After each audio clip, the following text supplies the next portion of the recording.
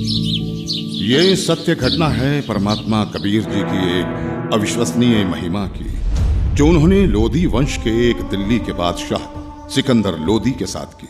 सिकंदर लोधी दिल्ली के तख्त पर काबिज एक ऐसा बादशाह जो जबरन लोगों का धर्म परिवर्तन कराता था। ये सत्य घटना उस समय की है जब दिल्ली के बादशाह सिकंदर लोधी को जलन का रोग हो जाता है। बादशाह का शरीर जला हुआ दिखाई नहीं दे रहा था, लेकिन पीड़ा इतनी थी कि जैसे शरीर को अग्नि से जला दिया गया हो। इसके लिए पूरे भारतवर्ष के हिंदू और मुस्लिम धर्म के सभी पंडित, काजी, वैद्य, हकीम भी उपचार कर करके थक चुके थे। परमात्मा के विधान में है, जब मनुष्य के पाप कर्म अधिक हो जाते हैं तो कोई भी दवा काम नहीं करती। कुछ ऐसा ही बादशाह के साथ भी हो रहा था। शानदार। अल्लाह के फजल से ये दवा जरूर हमारे जलन के रोग को ठीक कर देगी, इंशाअल्लाह। राजा सिकंदर लोधी ने सभी प्रकार की औषधि सेवन की, बड़े बड़े वैद्य बुला लिए गए, लेकिन बादशाह पर कोई भी औषधि काम नहीं कर रही थी। यहां तक कि सिकंदर लोधी ने उन्हें ठीक करने के बदले मुंह भोला इनाम भी रख दिया था, लेकिन सर्व उपाय निष्फल ही रहे। बादशाह सलामत, अब आपकी तबीयत कैसी है? पीर जी, हमें जरा भी आराम नहीं हुआ। बाहर से नहीं दिखता, लेकिन पीड़ा इतनी अधिक होती है कि जैसे किसी ने हमारे शरीर को जला दिया हो। बादशाह सलामत, हम सभी ने आपको वो हर दवा दी है जो ऐसे रोग में दी जा सकती है। बादशाह सलामत, लगता है ये कोई लाइलाज बीमारी है जिसका ठीक होना नामुमकिन है। गुस्ताखी माफ बादशाह, अगर आपकी इजाजत हो तो हम आपसे कुछ कहना चाहते हैं, क्योंकि हम सबको ये पता है कि आपको ये लाइलाज रोग अल्लाह की मर्जी से हुआ है, तो इसका इलाज भी हम वैद्य नहीं बल्कि कोई पहुंचा हुआ संत फकीर ही कर सकता है। और हम ऐसे ही एक सिद्ध महापुरुष को जानते हैं। कौन है वो?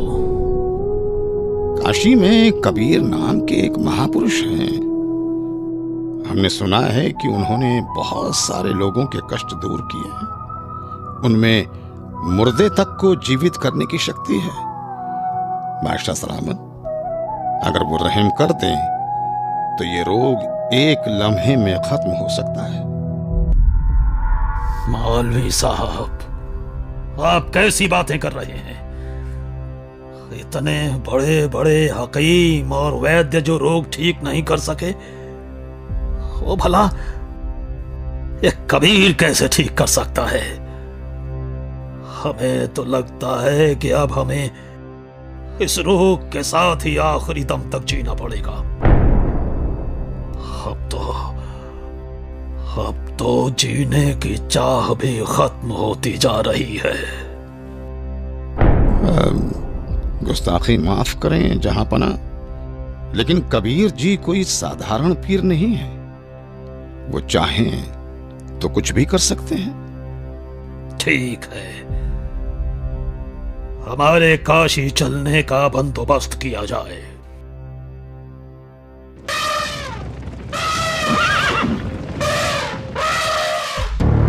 काशी नरेश महाराज वीर देव सिंह बघेल की जय हो। कहो दूत, क्या संदेश लाए हो? काशी नरेश, बादशाह सिकंदर लोधी इस समय अपने जलन के रोग के कारण बहुत परेशान हैं। उन्हें बताया गया है कि यहाँ कबीर नाम के एक महापुरुष हैं जो बादशाह के जलन के रोग को ठीक कर सकते हैं। इसीलिए बादशाह जल्दी ही काशी पधारने वाले हैं। ठीक है, संदेश भिजवा दीजिए।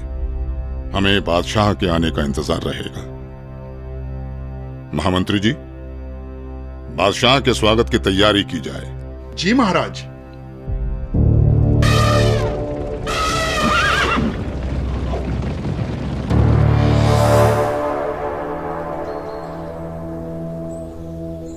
बादशाह सलामत, कृपया भोजन ग्रहण करें।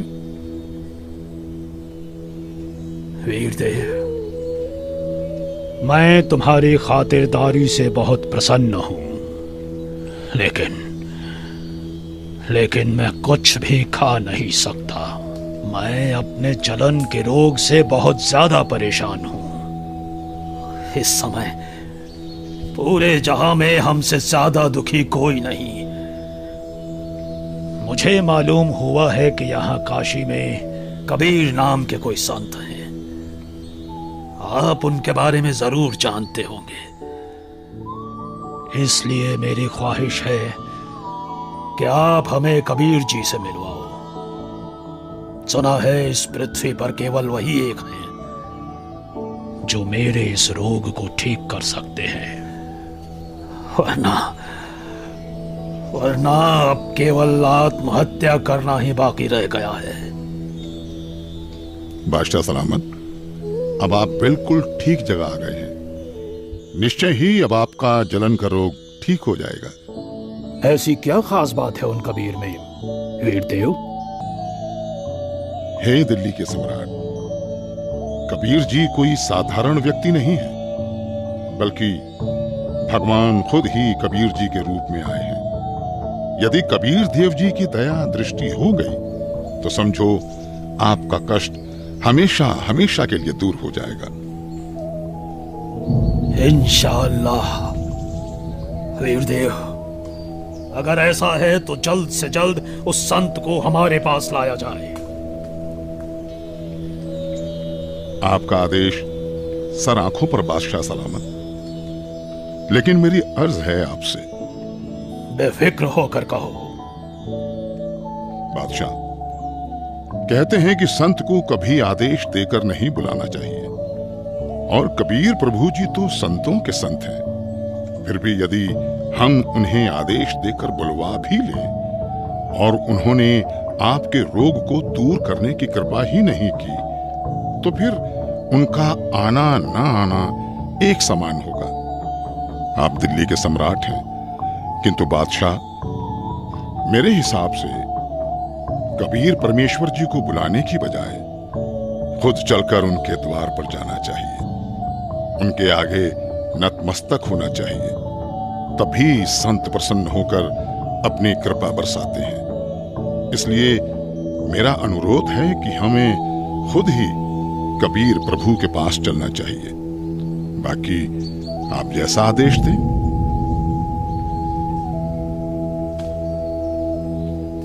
ठीक है, मुझे अभी कबीर जी के घर ले चलो। मैं अभी के अभी कबीर जी से मिलना चाहूंगा। बादशाह सलामत, कबीर प्रभु जी रोज शाम को अपने गुरु रामानंद जी के पास जाते हैं, जहां वो सभी भक्तों के साथ मिलकर आरती किया करते हैं। अभी हमें श्री रामानंद जी के आश्रम ही चलना होगा। इंशाअल्लाह। हे परवरदिगार, लाज रखना। आपके दर्शनार्थ आश्रम की ओर निकल तो पड़े हैं, किंतु वहां तो स्वामी जी ने मुसलमानों का अंदर जाना वर्जित किया हुआ है। दया करना भगवान।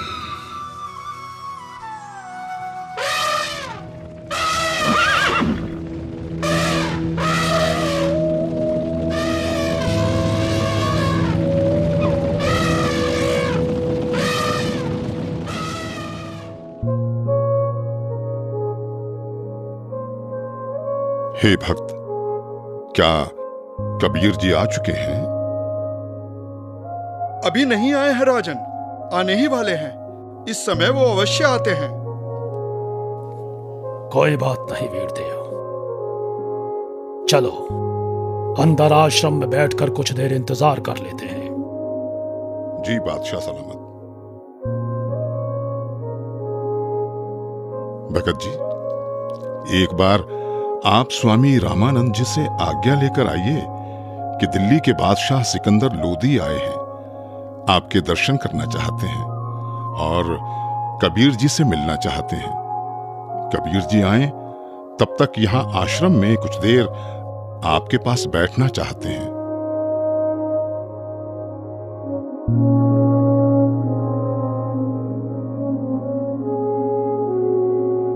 प्रणाम गुरुदेव। गुरुदेव, काशी नरेश वीर देव सिंह और दिल्ली के बादशाह सिकंदर लोधी आए हैं। उनको कबीर जी से मिलना है। उनके आने तक वो आश्रम में बैठकर इंतजार करना चाहते हैं। क्या कहा? सिकंदर लोधी? जी गुरुदेव। उन मांस खाने वाले पापी मुस्लिम मलिच्छों के लिए यहाँ आश्रम में कोई जगह नहीं। कह दो उसे कि बाहर ही इंतजार करे।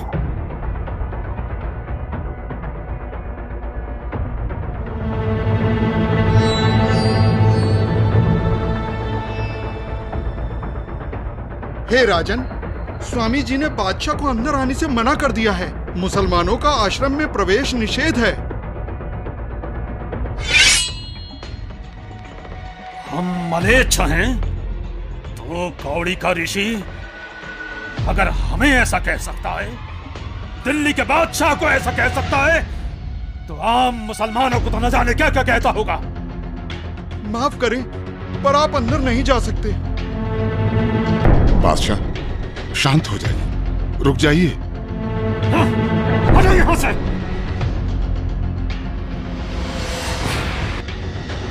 रामानंद हमें काफिर और मलेच्छ कहता है। अभी बताते हैं तुझे कि हम कौन हैं।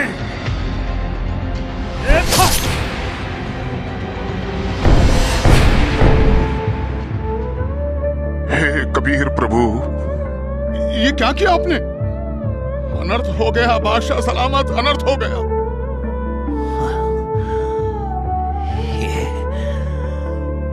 ये मैंने क्या कर दिया? मैं निहायत ही नीच किस्म का व्यक्ति हूं। वीरदेव आया था अपना रोग ठीक कराने, और जिसके पास आए उसके गुरु को ही मार दिया। या अल्लाह, कितने गुनाह किए हैं मैंने, माफ कर दो मुझे। वीरदेव, यहां से वापस चलो। कबीर जी अब कभी मेरे रोग को ठीक नहीं करेंगे। अगर मैं उनके सामने रहा तो वो जरूर मुझे बद्दुआ देंगे। इसलिए यहां से अभी के अभी चलो। जैसा आपको सही लगे बादशाह, चलिए। कबीर प्रभु जी सामने है बादशाह सलामत। दो राजा एक साथ? काशी नरेश और दिल्ली के बादशाह का इस गरीब के पास कैसे आना हुआ? कहो, कैसे आगमन हुआ?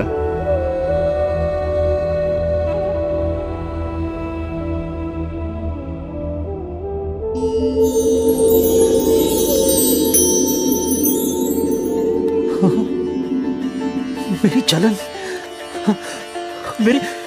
मेरी जलन तो ठीक हो गई।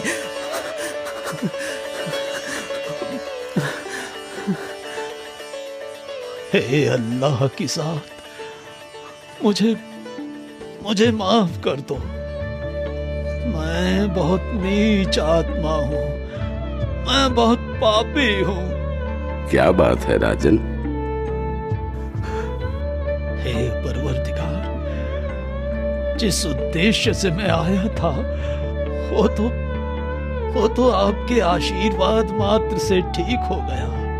मेरे शरीर में जलन का असाध्य रोग था, जिसका कोई उपचार नहीं हो रहा था। उस भयंकर पीड़ा को आपने पल भर में दूर कर दिया परवरदिगार। लेकिन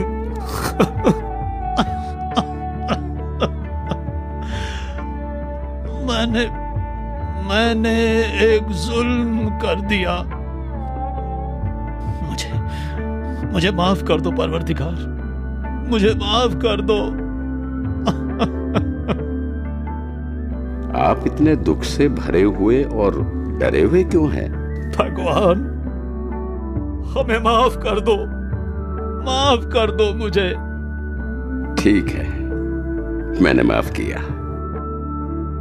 नहीं परवरदिगार, आप मुझे माफ नहीं करेंगे। राजन, आप व्यर्थ में व्याकुल ना हो।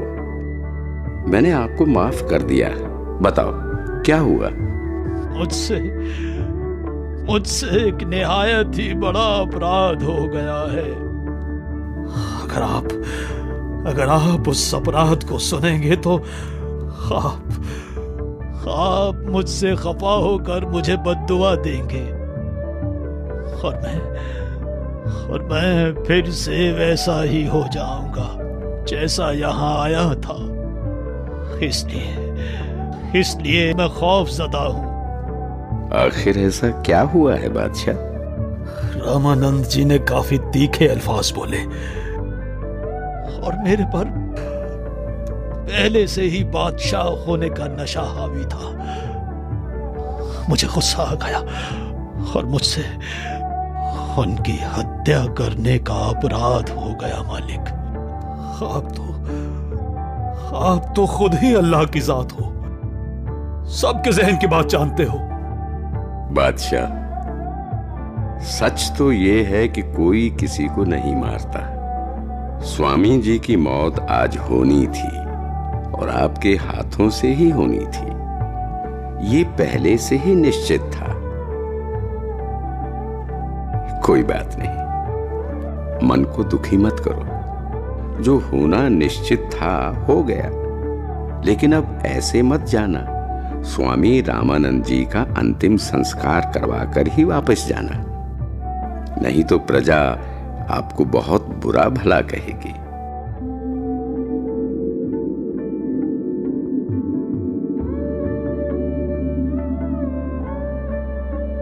वीरदेव, आज मुझे अल्लाह मिल गए, ऐसे महापुरुष जिनके आशीर्वाद देते ही मैं स्वस्थ हो गया। और मैंने इतना जुल्म किया, फिर भी उन्होंने मुझ पर गुस्सा तक नहीं किया। राजा ने ये क्या किया? अनर्थ हो गया।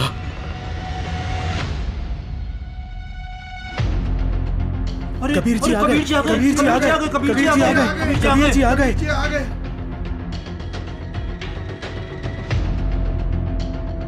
हे भगवान, सिकंदर लोधी ने अपने गुरुदेव की हत्या कर दी। अरे नादानो, कोई किसी को नहीं मारता। अपने गुरुदेव के प्रारब्ध में था इनके हाथों मरना, नहीं तो कहां सिकंदर लोधी बादशाह दिल्ली से चलकर यहाँ अपने आश्रम में आए। इनका तो कोई मतलब ही नहीं बनता यहाँ आने का। भक्तों, अपने गुरुदेव जी का संस्कार इन्हीं के हाथों मरने का था। अरे ये तो फिर से आ गया। अब ये क्या करेगा? गुरुदेव, आरती का समय हो गया। आपके सारे भक्त आपकी प्रतीक्षा कर रहे हैं। उठिए गुरुदेव। हे भगवान, हे गुरुदेव, यहां आपके बच्चे खड़े हैं।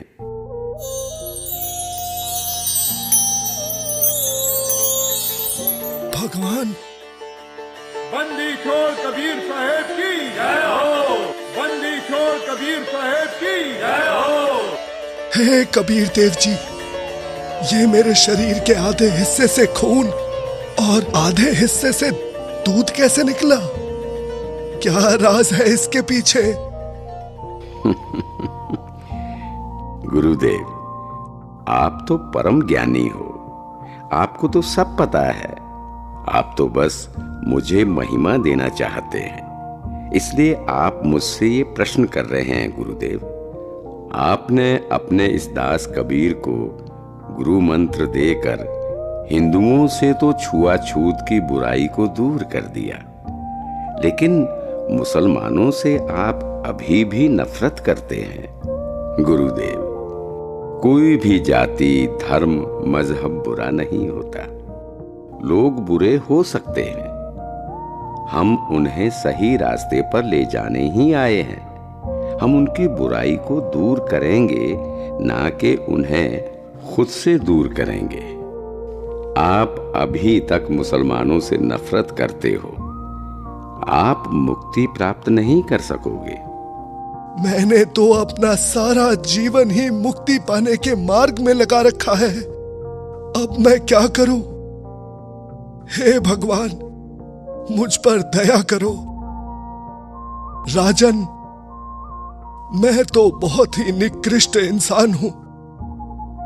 पहले भी मैं ब्राह्मणों के अलावा किसी को अपने पास नहीं आने देता था, और अभी भी मेरे अंदर ये दोष था कि मैं मुसलमानों से नफरत करता था। लेकिन आज परमात्मा कबीर जी की कृपा से मेरे मन से ये मैल चला गया। दुनिया के लिए मेरे शिष्य बनकर लीला कर रहे हैं, किंतु सच तो यही है कि ये सर्व सृष्टि रचनहार है, और मैं भी इन्हीं की शरण में हूं। राजन, मैंने तुम्हें बहुत बुरा भला कहा, मुझे क्षमा करना। मुझे माफ करें गुरुदेव, मैं एक नीच इंसान हूं। मैंने भी बिना सोचे समझे आप जैसे महापुरुष की हत्या कर दी। वो तो मेरी खुशकिस्मती है कि आज मुझे परमात्मा कबीर देव जी के रूप में खुद अल्लाह ही मिल गए। मेरा भी न जाने कौन से जन्म का पुण्य फल उदय हुआ कि मुझ नीच को आप कबीर प्रभु मिल गए।